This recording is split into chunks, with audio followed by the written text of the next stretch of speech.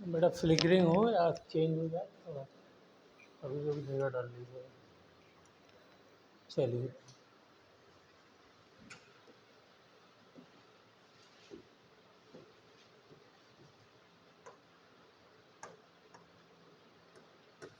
Colour ठीक दिख रहा है? चलिए, ओके। तो हम लोग वेंट ऑफ फैक्टर शुरू किया था हम लोगों ने।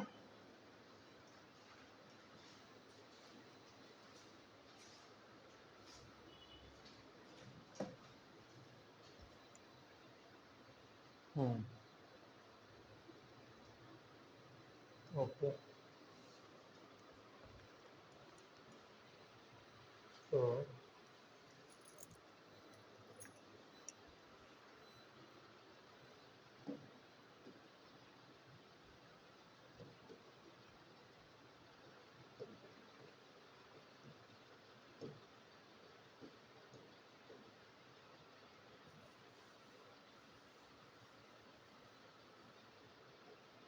चलिए,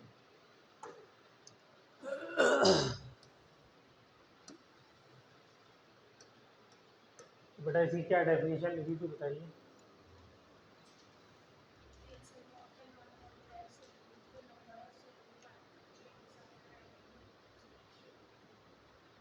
समझ में नहीं आया आवाज़ हम पे। आप बताइए बेटा क्या लिखा था।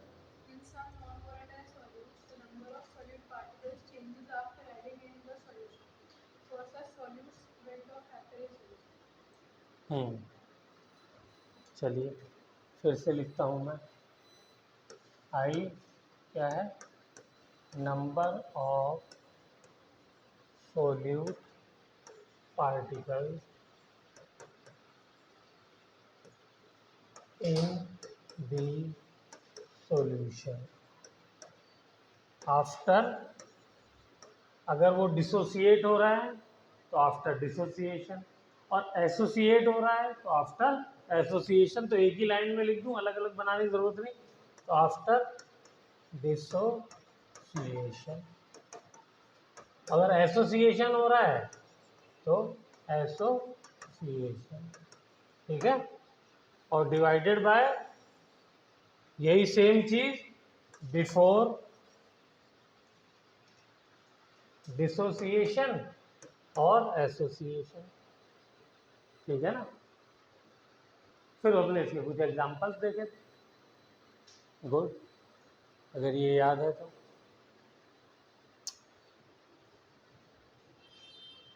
आगे चले।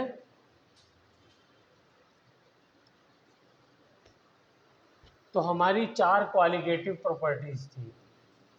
क्वालिटेटिव प्रॉपर्टी कौन कौन सी थी? पहली, relative lowering of vapour pressure, ठीक है ना। इसका फॉर्मूला क्या था? पी ए नॉट, यानी जब सॉल्वेंट प्योर फॉर्म में है तो उसका vapour pressure, minus P total कह दो या पी एस कह दो सॉल्यूशन। जब उसका हमने उसमें नॉन वोलेटाइल सोल्यूट डाल करके सॉल्यूशन बना दिया तो उसका वेपर प्रेशर क्या हो जाता है? कम हो जाता है। क्यों कम हो जाता है?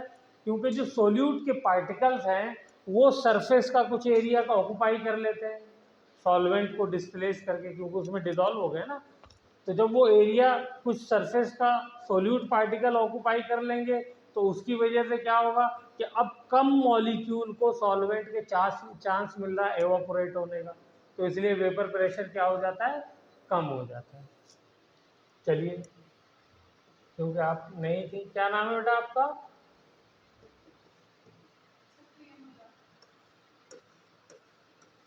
ये मेरा है, मान लीजिए प्योर सॉल्वेंट, तो सारे ए हैं, सॉरी सारे ए हैं। तो पूरा जो इसमें जो प्रेशर बनेगा उसको हम क्या कहेंगे? P A naught, vapour pressure due to solvent molecule, ठीक है ना, प्योर सॉल्वेंट मॉलिक्यूल, ठीक है। और वेपर प्रेशर की डेफिनेशन बताइए, कौन बताएगा? हाँ, क्या लिखवाई थी? Pressure exerted by vapours on the surface of liquid, एक इंपॉर्टेंट वर्ड आ गया और है एट इक्विलिब्रियम। इक्विलिब्रियम का क्या मतलब है कि जब ये वेपर बन रहा है और हमने कंटेनर पे ढक्कन लगा रखा है, क्लोज है, तो क्या हो रहा है, एवापोरेशन भी हो रहा है और कंडेंसेशन भी हो रहा है। दोनों चीजें होना शुरू हो जाएंगी ना। तो ये वाला जब इक्विलिब्रियम में पहुंच जाता है तो वेपर प्रेशर, हम लोग उस वक्त जो प्रेशर लगता है उसी को वेपर प्रेशर कहते हैं। ठीक है, ये सब लेक्चर में है। अगर आपके पास जो है ना, ये रिकॉर्ड करके मैं यूट्यूब पर अपलोड कर देता हूँ, देखा था आपने? हाँ, तो उसमें आप कर लीजिएगा, फिर उसके बाद हम बाद में भी डिस्कस कर लेंगे, ऐसा नहीं। तो इस वक्त जो वेपर होते हैं उन्हीं को हम क्या कहते हैं, वेपर प्रेशर कहते हैं। वेपर्स का जो प्रेशर होता है on the surface of liquid. अब क्या हुआ, मैंने सोल्यूट पार्टिकल इसमें डाला, सोल्यूट। सोल्यूट को हम लोग बी से रिप्रेजेंट करते हैं, सॉल्वेंट को ए से करते हैं। ठीक है, अब इसमें देखिए, ये जो सोल्यूट है ये कैसा है मेरा, नॉन वोलेटाइल, मतलब इसका कोई वेपर नहीं बनेगा। जब इसका कोई वेपर नहीं बनेगा तो देखिए क्या होगा। अब मैंने जब इसमें बी डाला तो कुछ ऊपर का जो सरफेस एरिया है वो किसने, हाँ, बी के मॉलिक्यूल्स ने ले लिया। जब बी के मॉलिक्यूल्स ने कुछ एरिया ले लिया तो अब सॉल्वेंट के सरफेस पे मॉलिक्यूल कम हो गए ना। तो जाहिर सी बात है जब सारे ही मॉलिक्यूल सॉल्वेंट के थे तो उस वक्त जो एवापोरेशन रहा होगा उस वक्त ज़्यादा रहा होगा, उसकी वजह से वेपर प्रेशर भी ज़्यादा रहा होगा। लेकिन अब जब कुछ मॉलिक्यूल सोल्यूट के भी सरफेस पे आ गए तो उसकी वजह से क्या होगा, उतने वेपर्स नहीं बनेंगे। उतने वेपर्स नहीं बनेंगे तो वेपर प्रेशर भी कम हो जाएगा, और वेपर प्रेशर भी कम हो जाएगा तो लिहाजा उसी को हम क्या कहते हैं, P A naught minus P S. इस टर्म का भी नाम है, क्या नाम था इसका, लोअरिंग ऑफ वेपर प्रेशर। इसका नाम क्या है, इसका नाम है lowering of vapour pressure. Examiner का बहुत फेवरेट ये है पॉइंट पूछने का। अब ये दे देगा और साथ में क्या देगा, एक दूसरे ऑप्शन में देगा ये पी ए नॉट। अगर ये है तो इसको बोलते हैं relative lowering of vapour pressure, और खाली ऊपर वाली टर्म है ये तो इसको बोलते हैं लोअरिंग ऑफ वेपर प्रेशर। अब ये पूछता क्या है क्वेश्चन में कि कौन सी क्वालिटेटिव प्रॉपर्टी है, तो qualitative property relative lowering of vapour pressure है, not lowering of vapour pressure. तो इसका मतलब ये वाला जहां पे ऑप्शन होगा उसको आपको टिक करना होगा कि ये वाला ही ऑप्शन जो है वो क्वालिटेटिव प्रॉपर्टी है। ठीक है ना। तो अब मैं इसको मिटाने जा रहा हूं, मिटा दूं, चलिए ये हो गया। तो ये पूरा हो गया मेरा relative lowering of vapour pressure. Okay, और ये किसके बराबर होता है बेटा, हाँ, mole fraction of solute X B के बराबर। ठीक है ना। लेकिन ये कब वैलिड है, ये जब वैलिड है जब हमारा जो सोल्यूट है वो नॉन इलेक्ट्रोलाइट है, यानी वो इलेक्ट्रोलाइट नहीं है। इलेक्ट्रोलाइट क्या करते हैं, इलेक्ट्रोलाइट को जब आप डिसॉल्व करोगे तो वो आयंस में कन्वर्ट हो जाते हैं। आयंस में कन्वर्ट होने का मतलब ये है कि वो ब्रेक हो जाएंगे। ठीक है ना। तो ब्रेक हो जाएंगे तो नंबर ऑफ आयंस बढ़ जाएंगे। तो ये formula, this formula is valid for non electrolytes. For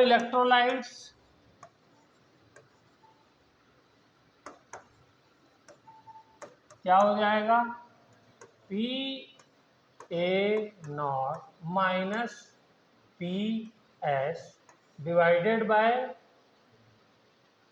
P A naught is equal to क्या हो जाएगा, हाँ एक minute, into I is equal to X, I से मल्टीप्लाई कर देंगे, ठीक है ना।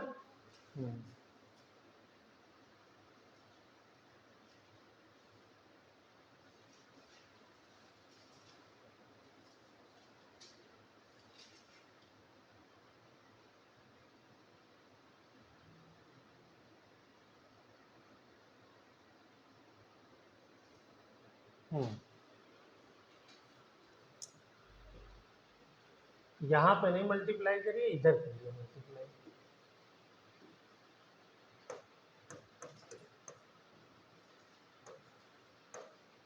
ये वाली प्रॉपर्टी तो नंबर ऑफ पार्टिकल से इंक्रीज करने से बढ़ जाएगी, तो इसलिए आई से मल्टीप्लाई करेंगे, ठीक है, मोल फ्रैक्शन की तरफ।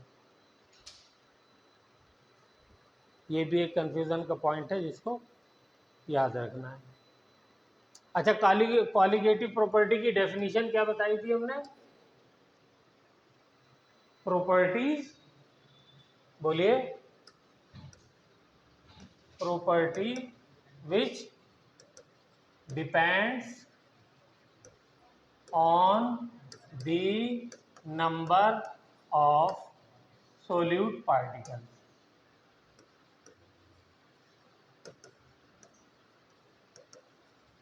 जो सोल्यूट पार्टिकल के नंबर पर डिपेंड करती है। हाँ बेटा, इसलिए किया है कि ये वाली प्रॉपर्टी जो है ना, ये वाली प्रॉपर्टी का नंबर बढ़ता है, ठीक है, तो इस ये जो बढ़ेगा कैसे, कितने टाइम्स बढ़ेगा, वो आई फैक्टर के टाइम्स बढ़ता है, तो इसलिए राइट टाइम वो किया। नहीं, इस साइड नहीं करोगे, मोल फ्रैक्शन नहीं बढ़ेगा ना उसका, उसका जो भी बढ़ेगा वो क्या बढ़ेगा, ये वाली क्वालिगेटिव प्रॉपर्टी है, ये वाली नहीं है।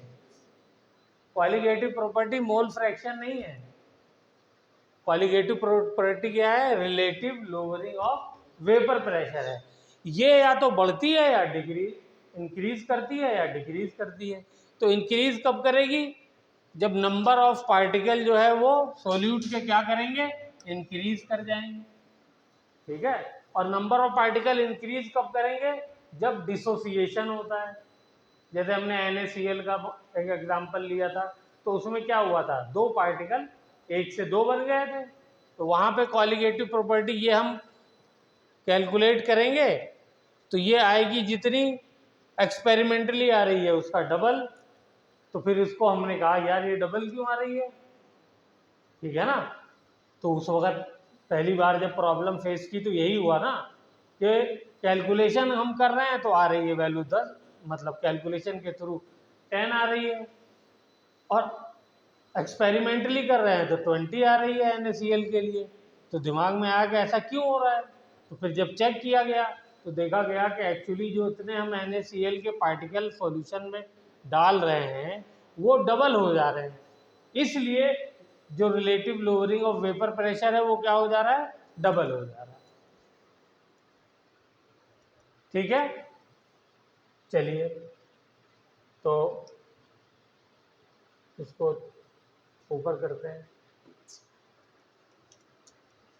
तो कॉलिगेटिव प्रॉपर्टीज वो प्रॉपर्टीज होती हैं जो नंबर ऑफ सोल्यूट पार्टिकल्स पे डिपेंड करती हैं, उसके साइज पे कि कितना बड़ा मॉलिक्यूल है इस पे नहीं डिपेंड करती, ना तो इस पे डिपेंड करती कि उसका कलर कैसा है, वो आयनिक है या नॉन आयनिक है, इन सब चीज़ों पे डिपेंड नहीं करती, सिर्फ किस पे डिपेंड करती है, नंबर ऑफ पार्टिकल पे, ठीक है, ओके।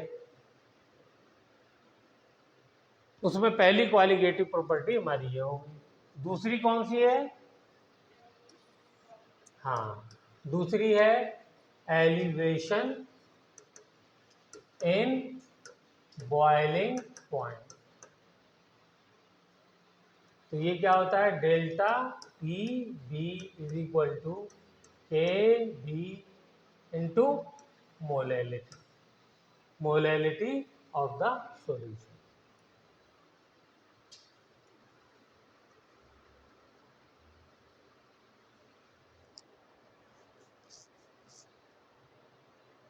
तो अब यहाँ पे जो क्वालिटेटिव प्रॉपर्टी है वो मोलैलिटी नहीं है, कौन सी है? Elevation in boiling point qualitative property है। तो ये कितना बढ़ जाएगा घट जाएगा मॉलिक्यूल के ब्रेक होने से या मॉलिक्यूल्स के जुड़ जाने से, उसके लिए हम क्या करेंगे इसको, उसके लिए हम राइट हैंड साइड को वही आई से मल्टीप्लाई कर देंगे, यानी वेंट हॉफ फैक्टर से मल्टीप्लाई कर देंगे। ठीक है। Similarly depression in freezing point, third,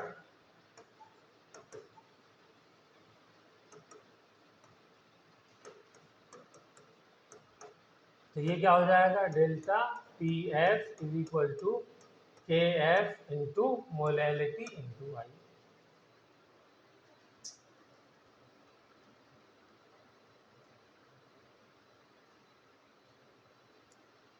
क्योंकि जो चेंज आ रहा है वो क्वालिटेटिव प्रॉपर्टी में आ रहा है, और क्वालिटेटिव प्रॉपर्टी कौन सी है? Relative lowering, elevation in boiling point, depression in freezing point. Right side में जो प्रॉपर्टीज हैं वो तो मोलैलिटी है, मोल फ्रैक्शन है, ये सब नंबर ऑफ पार्टिकल पे डिपेंड करने वाली प्रॉपर्टी। चलिए आगे, फोर्थ, ऑस्मोटिक प्रेशर।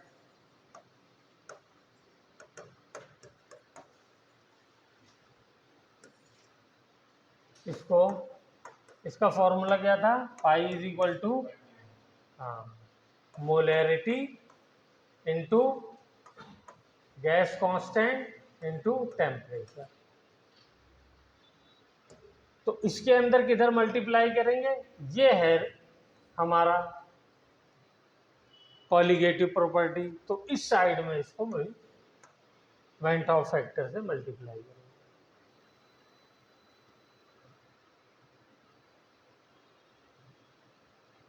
चलिए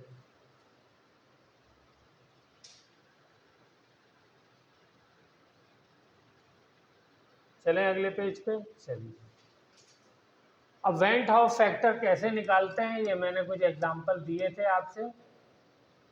तो सबसे पहला ले लेते हैं NaCl, ये ब्रेक हो गया, इसमें सॉल्यूशन में डालते ही Na पॉजिटिव और Cl नेगेटिव। तो इसकी I की वैल्यू क्या हो जाएगी? Number of particles after dissociation, तो 2 हो गए, divided by number of particle before dissociation, वो 1 है। तो आंसर क्या आ गया? 2 MgCl2। इसके लिए क्या आ जाएगा? Mg2 plus 2 Cl minus. तो आई हो गया number of particle after dissociation, तो ये वैल्यू हो गई 3, बिफोर डिसोसिएशन ये वैल्यू हो गई 1, तो आंसर आ गया 3। ठीक है, एक एग्जांपल और कर लेते हैं, K4FeCN6। चलिए इसका बताइए क्या हो जाएगा? आई,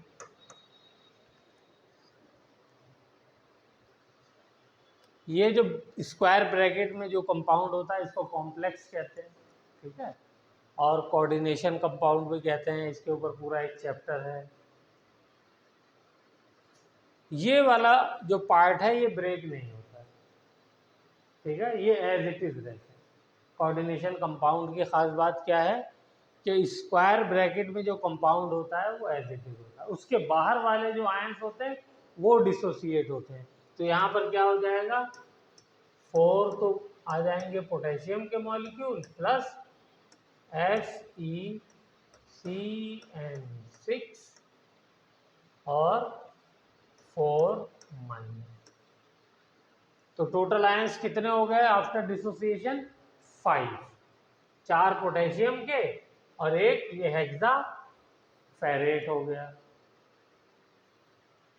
तो हेक्सा साइनोफेरेट, तो 5 डिवाइडेड बाय 1, ये इसका जो है वेंट ऑफ फैक्टर हो गया। चलिए, तो इसके ऊपर एक दो क्वेश्चन करते हैं, फिर आगे बढ़ेंगे। लिखिए,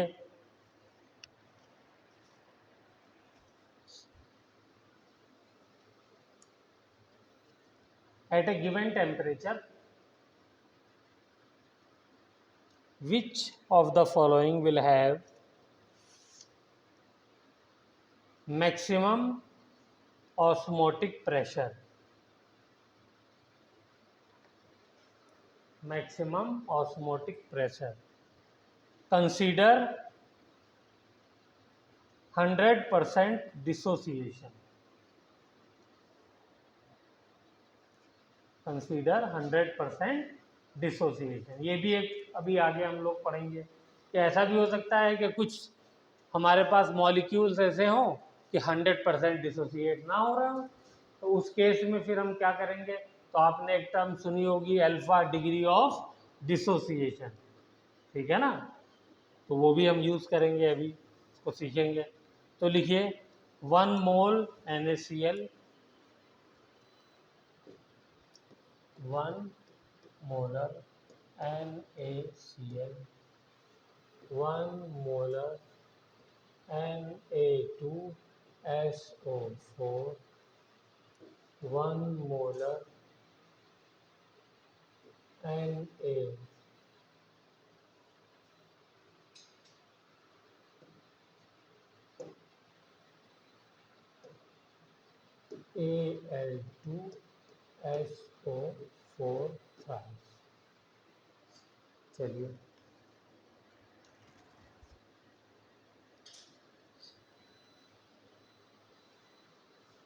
ये तीन हमने जो है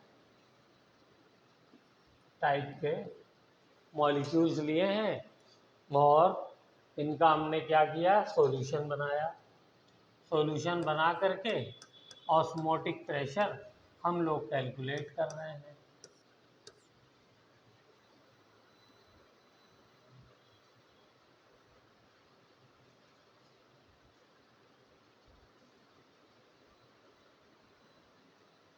तो ऑर्डर लिखना है, चलिए।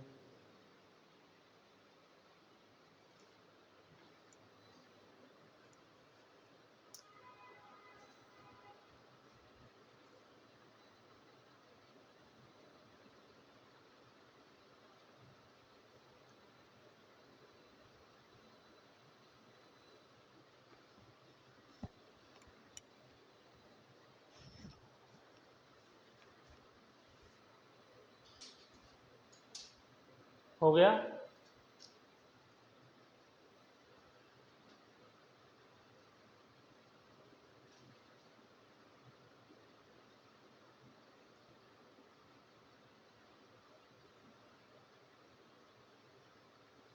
चलिए, किया जाए। हो गया?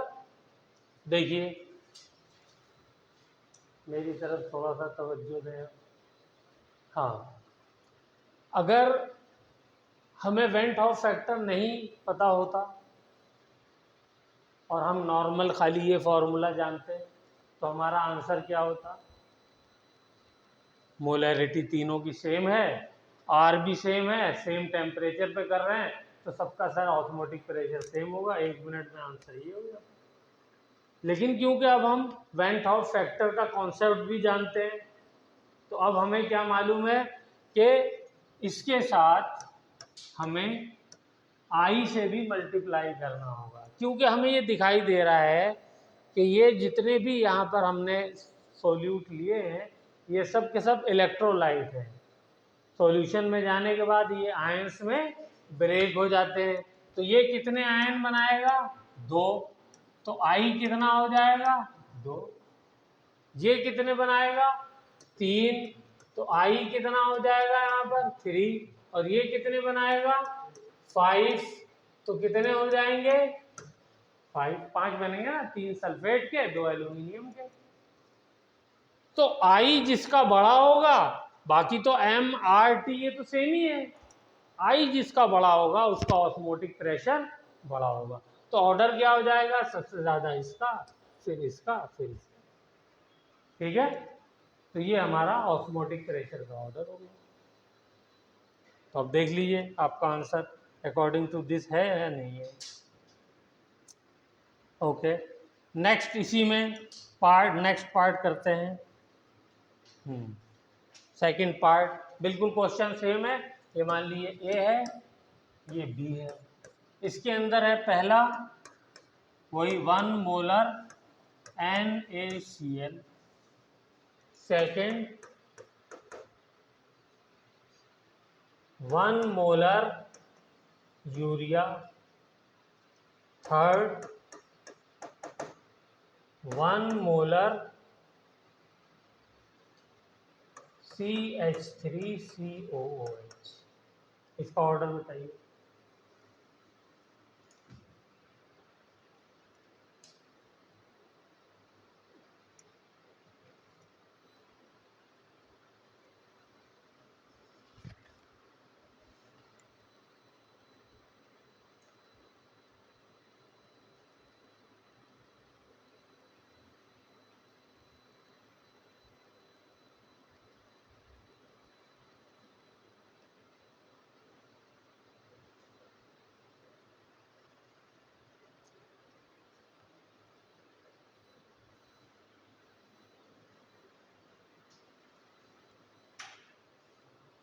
हाँ,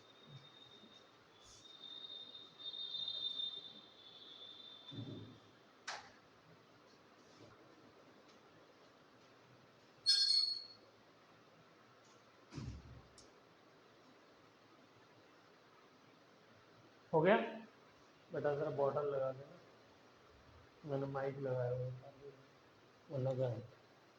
चलिए, वेरी सिंपल, यहाँ पे आई की वैल्यू 2, ये तो हम कई बार कर दूंगे। यहाँ पे आई की वैल्यू कितनी, आई की वैल्यू इसमें यूरिया में, ये तो हमें मालूम है कि नॉन इलेक्ट्रोलाइट यानी इलेक्ट्रोलाइट है नहीं, तो ये इलेक्ट्रोलाइट नहीं होता उसमें नंबर चेंज नहीं होता है, तो ये क्या हो जाएगा, ये 1, शुरू में पढ़ा था हमने, ठीक है ना, यूरिया, ग्लूकोज, सुक्रोज, इन सब के लिए जो है आई 1 रहता है, इसीलिए हमने वहाँ पे आई की बात ही नहीं करी थी, और सॉल्यूशंस भी इन्हीं के बनाए थे। और यहाँ पर आई की वैल्यू 1/2, इसमें डाइमर बन जाता है, पिछली क्लास में बताया था, फिर बता देंगे। तो यहाँ पर ऑस्मोटिक प्रेशर का ऑर्डर क्या हो जाएगा, सबसे ज़्यादा इसका, फिर इसका, फिर इसका, ठीक है ना। तो ये बात आप लोगों को समझ में आ गई, वेरी गुड।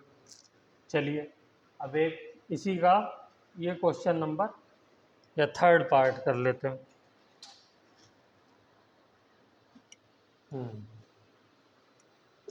लेकिन इसको ध्यान से करिएगा, थर्ड पार्ट या C part, 1% weight by volume, पहले किसका है, यूरिया, देन NaCl, यूरिया, तो फर्स्ट ये है, दूसरा है 1% weight by volume NaCl, third है 1% वेट बाय वॉल्यूम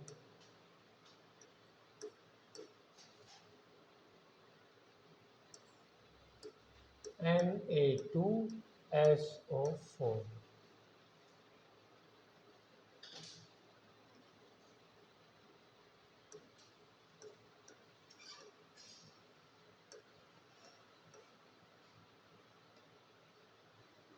चलिए,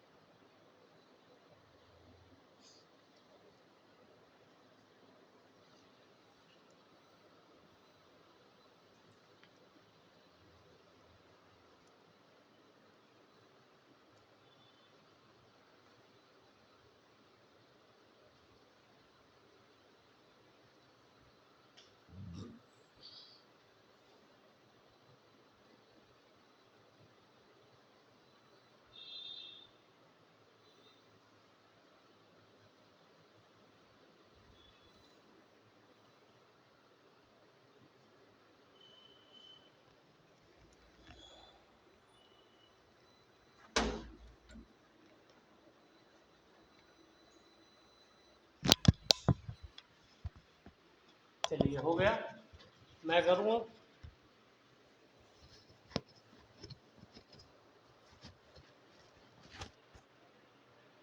okay,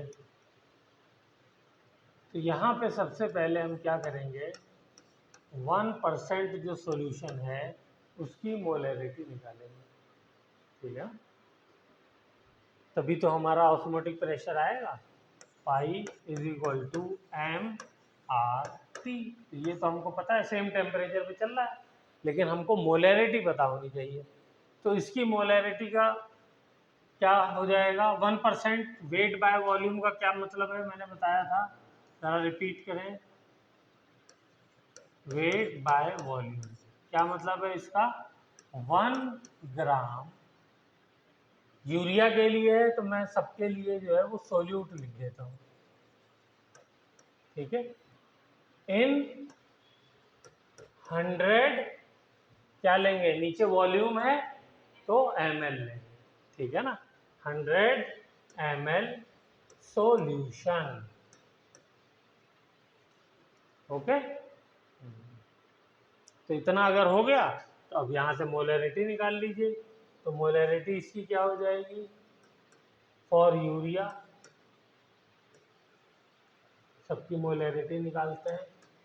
molarity of urea is equal to 1 divided by 60 divided by 0.1।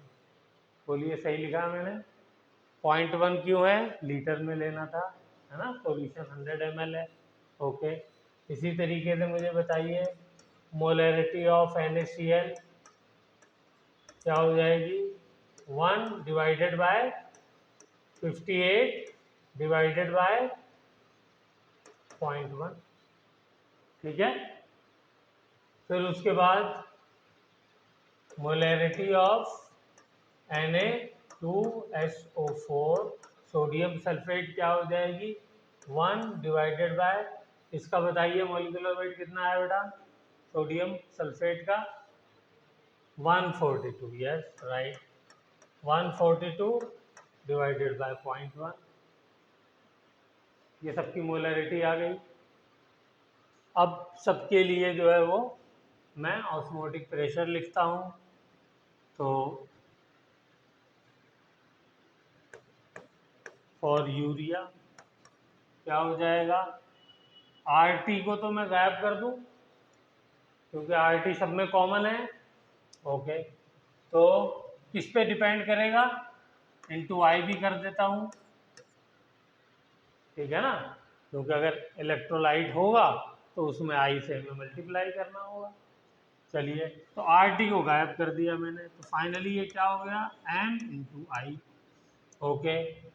इसके लिए I कितना है, 1, इसके लिए I कितना है, 2, इसके लिए I कितना है, 3, गुड। तो यूरिया के लिए हमारा हो गया 1/6 इंटू 1, बोलिए ठीक है भाई, 0.1 से क्या हो जाएगा, हाँ 1/6 हो जाएगा, 0 वहाँ से एलिमिनेट हो जाएगा। चलिए दूसरा, पाई NaCl,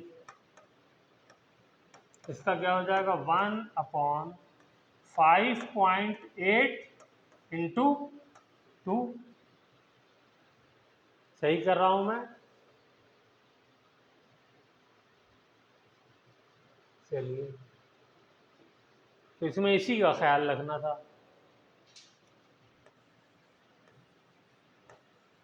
पाई। अब आते हैं सोडियम सल्फेट की तरफ, Na2SO4, 1/14.2 इंटू 3, ठीक है। तो इसमें देखिए कौन सा नंबर बड़ा है, बताइए कौन सा नंबर बड़ा है।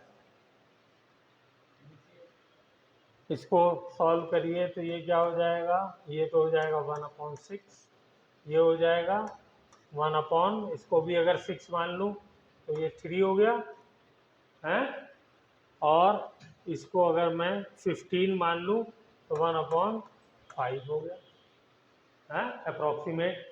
तो सबसे ज़्यादा किसका आया इस बार? ये नहीं कि इसमें जो है नंबर ऑफ पार्टिकल ज़्यादा हैं तो उसकी वजह से इसका ऑस्मोटिक प्रेशर इस बार ज़्यादा नहीं हुआ, है ना। तो परसेंटेज वाले में हमें मॉलिक्यूलर वेट का भी ख्याल करना पड़ेगा। तो इसलिए पहले नंबर पे हमारा क्या हो जाएगा? ऑस्मोटिक प्रेशर ऑफ NaCl सबसे ज़्यादा। फिर दूसरे नंबर पे osmotic pressure of sodium sulphate. फिर तीसरे नंबर पे ऑस्मोटिक प्रेशर ऑफ यूरिया। तो ये क्वेश्चन एक बार घर पे भी रिपीट करने वाला है।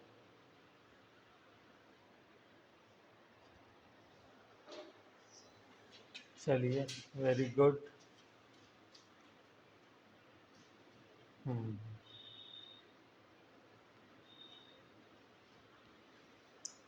अब हम लोग चलते हैं अपने लास्ट टॉपिक की तरफ, that is degree of dissociation, जिसको हम लोग अल्फा से रिप्रेजेंट करते हैं।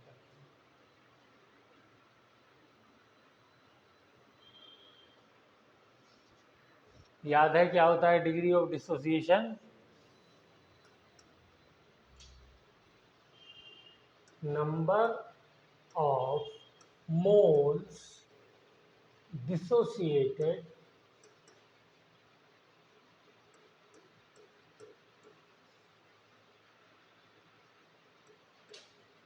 from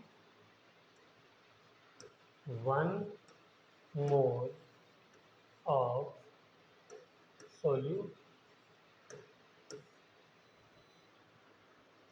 ठीक है, तभी तो डिग्री ऑफ डिसोसिएशन कहा जाएगा। अभी तक हमने जो लिया था उसमें क्या माना कि जितना हमने डाला वो पूरा का पूरा डिसोसिएट हो गया, तो वहाँ पे इसकी ज़रूरत ही नहीं थी क्योंकि पूरा डिसोसिएट हो जा रहा था। यानी अगर मुझसे पूछा जाए कि प्रीवियस केसेस में अल्फ़ा की वैल्यू कितनी है, तो मैं कहूँगा 100% परसेंटेज में, और नंबर में अगर मुझे कहना होगा तो इसकी वैल्यू होगी 1। ठीक है, अगर मान लीजिए ये कम हो जाए, 80% हो जाए, तो इसकी वैल्यू क्या हो जाएगी? 0.8। ये 50% हो जाए तो इसकी वैल्यू क्या हो जाएगी? 0.5। ये 20% हो जाए तो इसकी वैल्यू क्या हो जाएगी? 0.2। 5% हो जाए तो इसकी वैल्यू क्या हो जाएगी? 0.05। ठीक है, तो यूज ये वाली वैल्यू होगी फॉर्मूले में, और जो वैल्यू आएगी अल्फा की वो ये वाली आएगी। लेकिन अगर हमें परसेंटेज में पूछ ले कि कितने परसेंट डिसोसिएट हुआ या डिग्री ऑफ डिसोसिएशन कितने परसेंट है, तो बस 100 से मल्टीप्लाई कर देना। ठीक है, ओके। चलिए, अब इसको करते कैसे हैं सॉल्व? तो बहुत सिंपल तरीका है, इसको देख लेते हैं।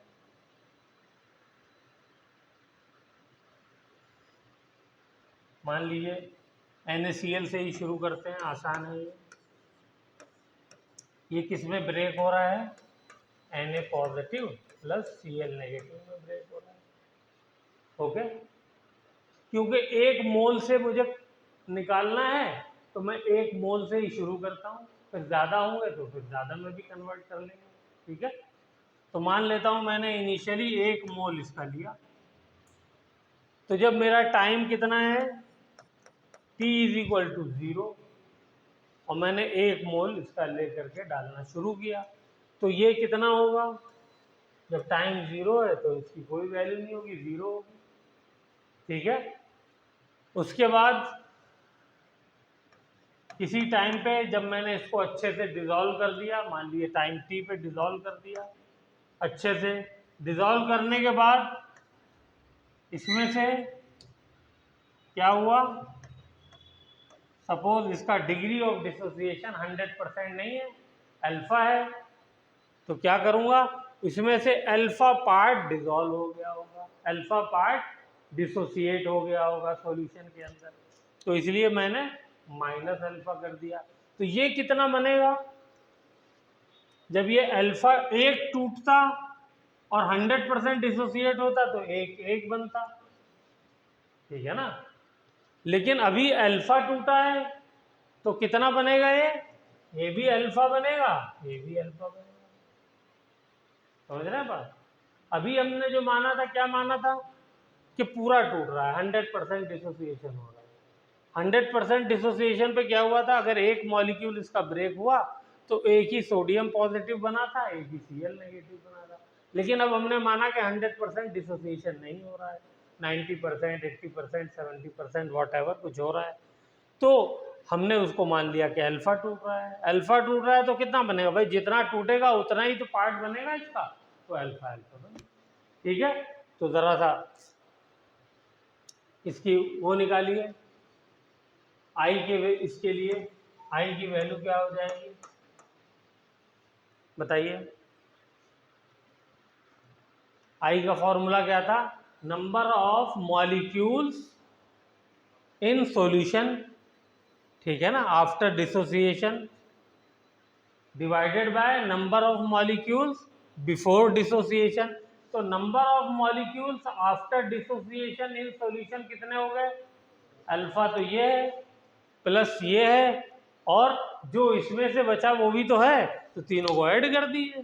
तो बस ऐड करिए, 1 माइनस अल्फा, ये वाला पार्ट जो बचा, प्लस अल्फा अल्फा 2 अल्फा लिख दूँ एक साथ, 2 अल्फा, ठीक है। और डिवाइडेड बाय कितना लिया था शुरू में मैंने? 1 लिया था, तो बिफोर डिसोसिएशन 1 हो गया। ये वैल्यू आ गई किसकी? आई की। ऐसे केस में आई ऐसे निकाला जाएगा।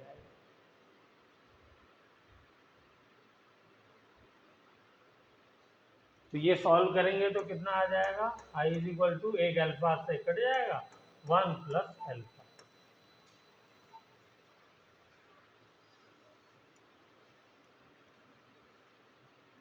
अच्छे से समझ लीजिए इसको।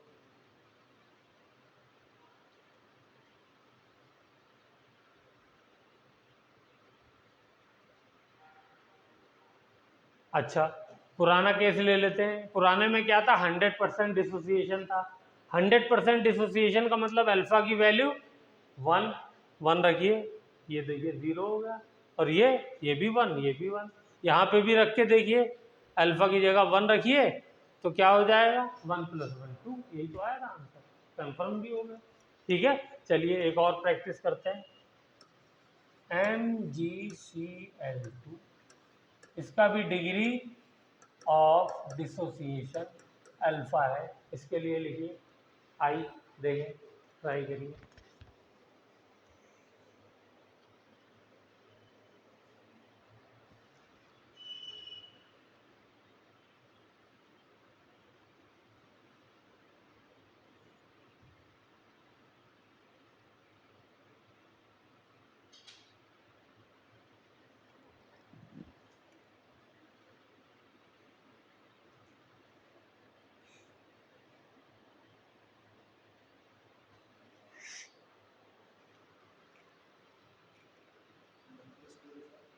है बेटा,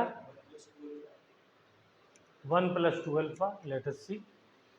गुड। तो जब डिसोसिएट होगा तो ये कैसे होगा? Mg2 plus 2Cl minus. Okay, मैंने इसका 1 लिया, शुरू में क्या होगा? 0 0। फिर जब पूरी तरीके से ये मैंने डिसॉल्व कर लिया, पूरा टाइम दे दिया इसको, जितना ब्रेक होना है उतना ब्रेक हो गया, डिग्री ऑफ डिसोसिएशन अल्फा है, तो ये क्या हो जाएगा? अल्फा पार्ट इसमें से ब्रेक हो जाएगा, क्योंकि उससे ज़्यादा ब्रेक हो नहीं सकता। ओके, तो ये कितना बनेगा? अल्फा, और ये 2 अल्फा बनेगा, ठीक है ना। हर एक मॉलिक्यूल से उसके 2 आयंस बनना है, तो इसलिए 2 अल्फा हो गया। तो आई की वैल्यू क्या हो गई? Total number of ions in the solution after dissociation 2 alpha plus alpha 3 alpha, और इसमें ऐड करेंगे तो एक कट जाएगा, तो 1 प्लस 2 अल्फा हो गया। अब देखिए आप लोग फास्ट हो गए, और डिवाइडेड बाय, तो आंसर क्या आ गया? 1 प्लस 2 अल्फा। वेरी गुड, बहुत अच्छा। चलिए एक इसके लिए कर दिए Al2SO4 thrice.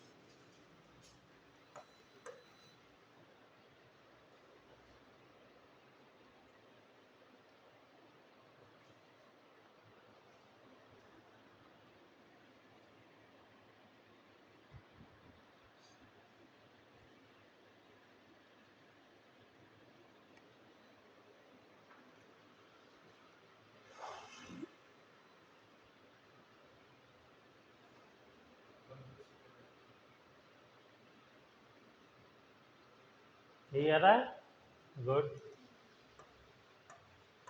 2Al3 plus plus 3SO4 2 minus 1 minus alpha gives rise to 2 alpha plus 3 alpha. तो यहाँ से मेरा I हो गया 3 and 2 5 माइनस 1 4, तो 1 प्लस 4 अल्फा और डिवाइडेड बाय 1। ठीक है, आ गया आंसर। चलिए एक जनरल फार्मूला बना लीजिए इसके लिए। क्या बन जाएगा? मान लीजिए कोई मेरे पास मॉलिक्यूल है An और वो ब्रेक होने के बाद इसमें कन्वर्ट हो गया Na में, N मॉलिक्यूल्स में। डिग्री ऑफ डिसोसिएशन वही है, तो क्या हो जाएगा ये 1 माइनस अल्फा। यहाँ पे N अल्फा, तो I इज इक्वल टू क्या हो जाएगा 1 minus alpha plus N alpha divided by, बोलिए 1, तो अल्फा कॉमन आ गया, तो 1 प्लस N माइनस 1 I। ठीक है, लेकिन ये जो बेसिक हमारा मेथड है इसको हमें करना आना चाहिए। चलिए अब इसके ऊपर भी एक आध दो क्वेश्चन करते हैं।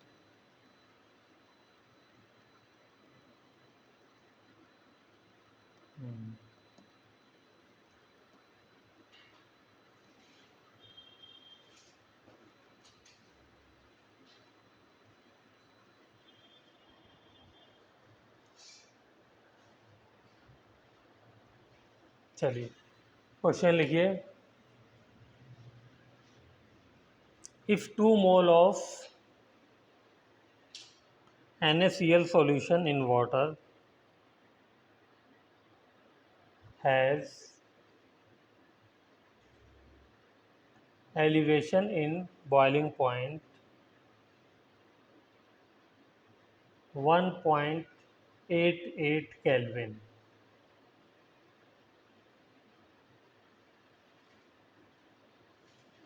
find alpha and I for NaCl।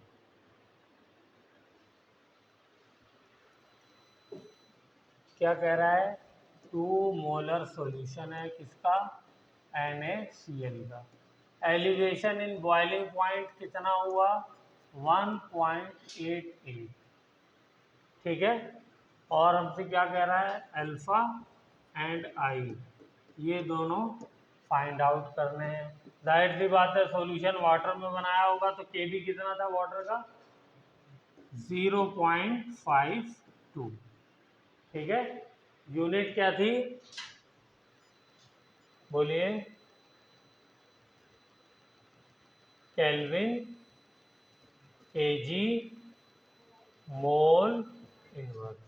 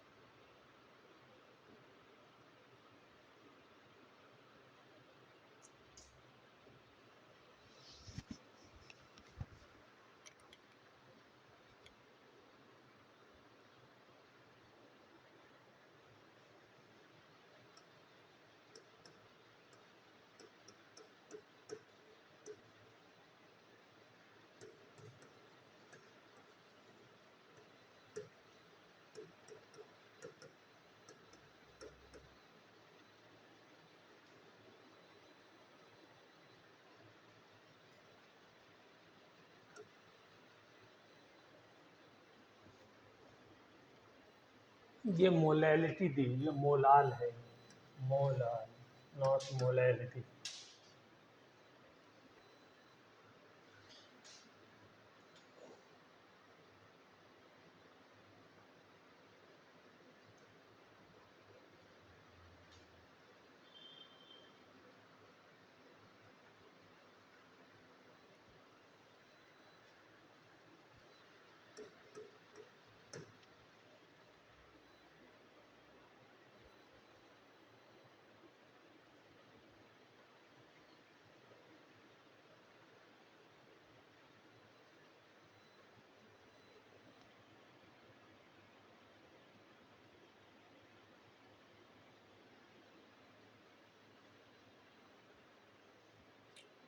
यहाँ से आई की वैल्यू आ गई, क्या आई,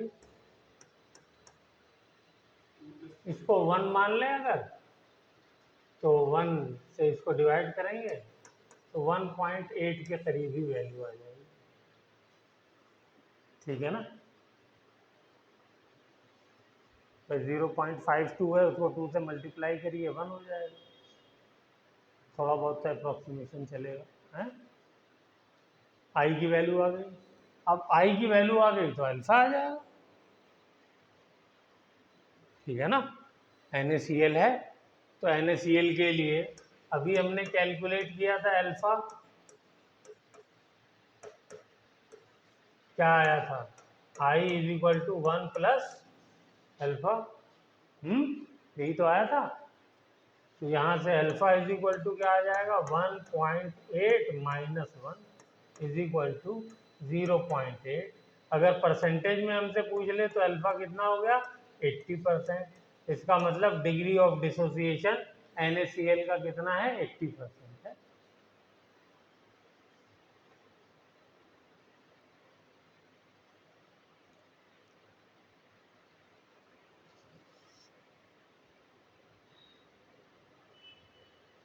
बताइए कोई भी डाउट, ठीक है।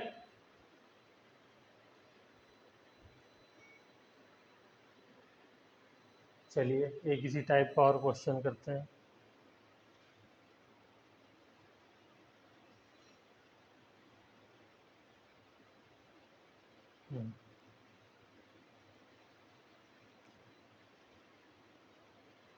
डेसीमोलर solution of potassium ferrocyanide,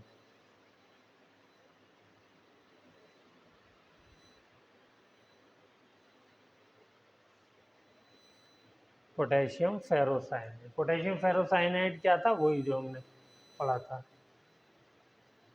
potassium hexacyanoferrate, K4 FeCN, ये potassium ferrocyanide.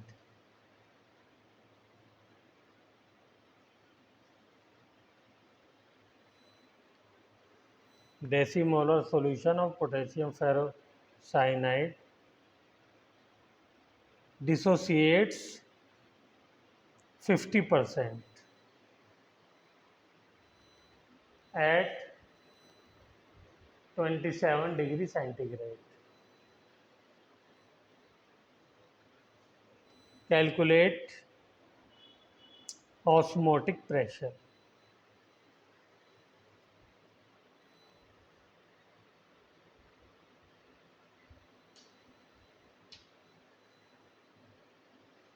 Calculate osmotic pressure.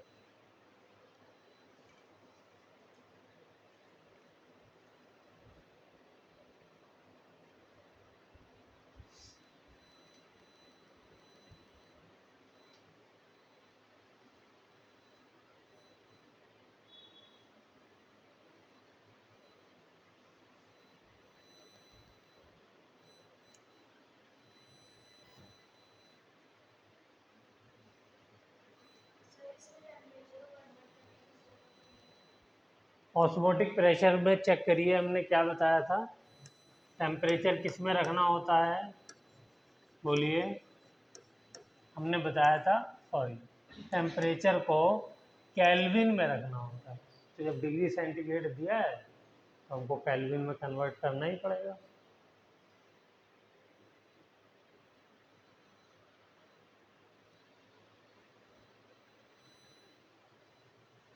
डेसीमोलर का क्या मतलब होता है?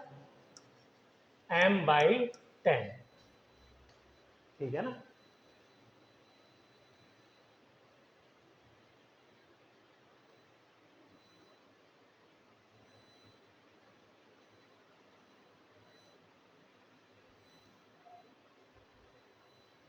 तो यहाँ पे हो गया 0.1, ठीक है। R कितना हो गया? 0. R की वैल्यू कितनी लेते हैं? हाँ, 0.082। टेम्परेचर कितना हो जाएगा? 300 इंटू आई। आई निकालना है यहाँ पे। तो आई कितना आया इसके लिए बताइए? 1 + 4 अल्फा आया था, हमने किया था हैं। और अल्फा कितना है हमारा? 1 + 4, 50% यानी 0.5। तो कितना हो जाएगा? 2 + 1 3। तो इसकी जगह पर मैं क्या कर दूं? 3 कर देता हूँ। 300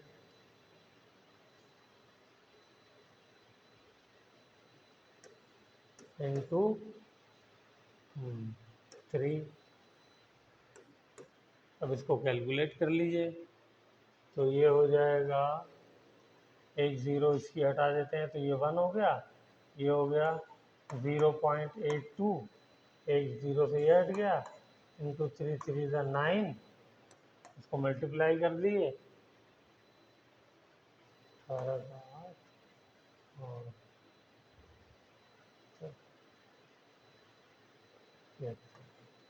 7.38 एटमॉस्फेयर। सही किया मैंने कैलकुलेशन, चेक करिए।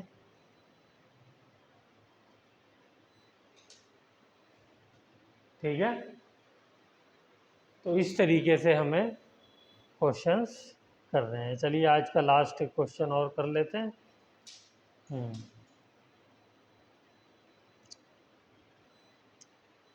अच्छा, अभी तक हमने जितने भी एग्जाम्पल लिए वो डिसोसिएशन के लिए, एसोसिएशन का नहीं लिया। तो एसोसिएशन में क्या हो जाएगा? एसोसिएशन के लिए क्या हो जाएगा बताइए? मान लीजिए एसिटिक एसिड का ही CH3COOH, क्या हुआ? ये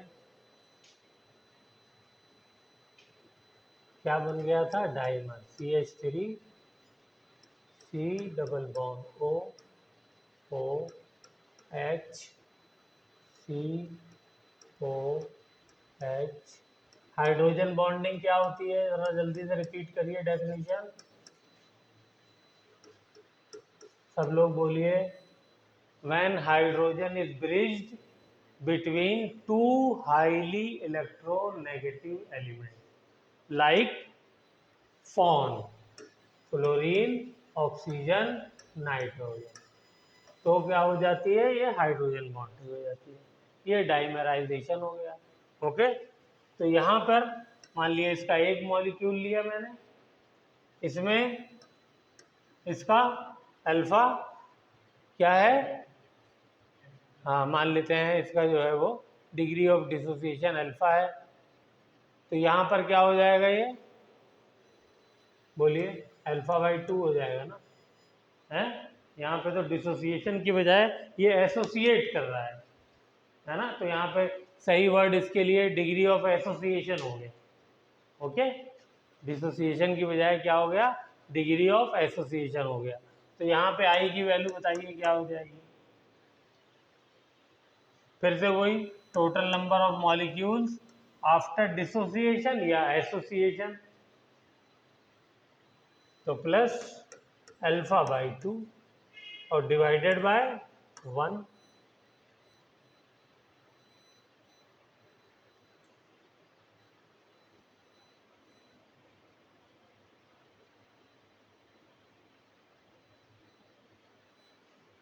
इसको सॉल्व कर लीजिए, 1 माइनस अल्फा बाई, आई की वैल्यू ये आ जाएगी। ठीक है,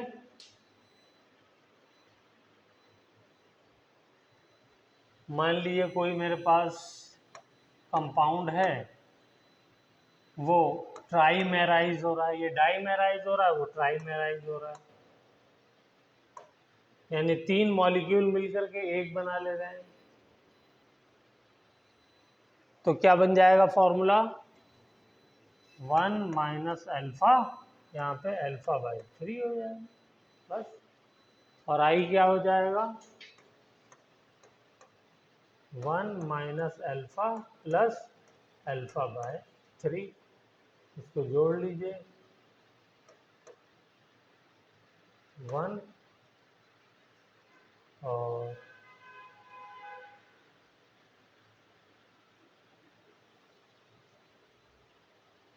यहाँ से अल्फा कॉमन ले लें, प्लस अल्फा, तो अंदर क्या आ जाएगा, 1/3 माइनस 1, इसको सॉल्व करिए तो हो जाएगा 1 प्लस अल्फा और इंटू 3 माइनस 1, नहीं sorry 1 minus 3 divided by 3, and this will be minus 2, 1 minus 2 alpha divided by 3, ये इसका आंसर आ जाएगा।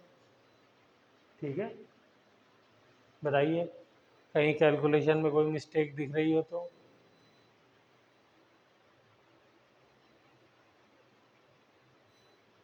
भाई total number of particle add कर रहे हैं ना, चाहे एसोसिएशन हो चाहे डिसोसिएशन हो, तो यहाँ पे पार्टिकल बचा 1 माइनस अल्फा, वो हो गया, और यहाँ पर कितने बने, अल्फा बाई 3, ये हो गया, बस इसको ऐड कर दिया, ऐड किया तो 1 माइनस 2 अल्फा बाई 3 आ गया। इन दोनों में से मैंने क्या किया, अल्फा को कॉमन ले लिया, तो यहाँ पे 1/3 बचा, ये -1 बचा, इसको ऐड किया, 1 माइनस 3 डिवाइडेड बाई 3, तो ये हो गया -2/3 इंटू अल्फा, बस। ठीक है, वेरी गुड। चलिए एक और कर लेते हैं, टेट्रामेराइजेशन कर दिए, 4 से मिल करके एक बन रहा है।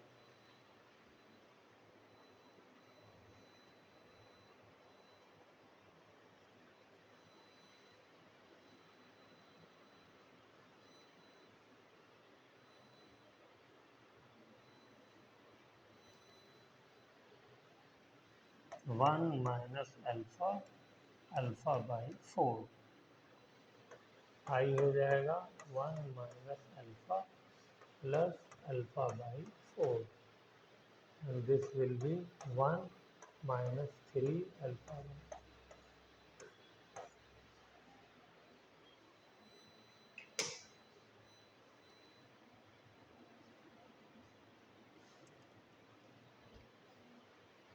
ओके, तो यहाँ पर हमारा ये टॉपिक भी ख़त्म हो गया। अब इसकी एक लास्ट क्लास और करेंगे, ये चैप्टर फिनिश हो जाएगा, इसके ऊपर कुछ क्वेश्चंस और प्रैक्टिस करने हैं हम लोगों को। मैं आप लोगों को कुछ ग्रुप में क्वेश्चन भेजता हूँ, ठीक है। उसके बाद जो है उसमें जो डाउट्स वगैरह होंगे वो पूछ लीजिएगा। चलिए, तो क्लास को यहीं ऑफ करते हैं।